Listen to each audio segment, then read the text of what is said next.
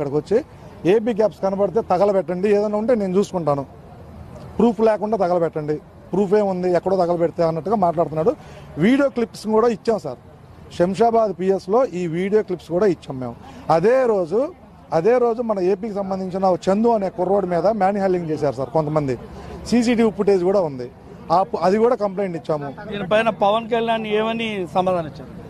న్యాయం చేస్తా అన్నారు సార్, వాళ్ళ గవర్నమెంట్తో మాట్లాడుతూ అన్నారు. ఇప్పుడు బహిరంగంగా తెలంగాణలో ఉన్న తోటి డ్రైవర్లకు, ఆర్డీఓ అధికారులకు, ఆ శాఖ అధికారులకు కానీ గవర్నమెంట్కి కానీ సార్ విజ్ఞప్తి చేశారు. సార్ పర్సనల్గా కూడా మాట్లాడతానన్నారు. కొంత టైం ఇస్తే కనుక ఈ లోపు ఇక్కడ డెవలప్మెంట్ జరిగితే వాళ్ళకు కూడా ఇక్కడ పనిచేసుకునే సదుపాయం కలుగుతుంది, కాబట్టి కొంచెం సంయమనం పాటించండి అని విజ్ఞప్తి చేశారు.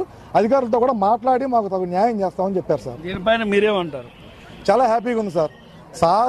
సారు స్పందించిన తీరు చూస్తే చాలా బాగుంది. మేము ఈ రకంగా రెస్పాండ్ అవుతారని మేమైతే ఊహించాల. హైదరాబాద్ నుంచి బయలుదేరినప్పుడు ఇంతమంది క్యాబులో బయలుదేరినప్పుడు ఈ విధంగా మాకు రెస్పాన్స్ దొరికిద్ది సార్ దగ్గరకు వస్తే అని ఊహించాల. ఇక్కడికి వచ్చిన తర్వాత తెలిసింది సార్ మంచితనం ఏందనేది. ఆయన రెస్పాన్స్ చూసిన తర్వాత తెలిసింది. రాత్రి 12:30కు వచ్చారు సార్, 12:30కి వచ్చి ఆ టైంలో వచ్చి దగ్గర 40 మినిట్స్ స్పెండ్ చేశారు మాతోటి. ఆ టైంలో వచ్చి మళ్ళీ 40 మినిట్స్ అయిన తర్వాత మా బాధ విన్న తర్వాత వినతిపత్రం తీసుకున్నాక మళ్ళీ రేపు మధ్యాహ్నం 2:30కి రండి, ఇంకెవరైనా ఉంటే తీసుకురండి, దీని గురించి సమగ్రంగా విచారణ జరిపించి మాట్లాడదాము అని చెప్పేసి చెప్పారు.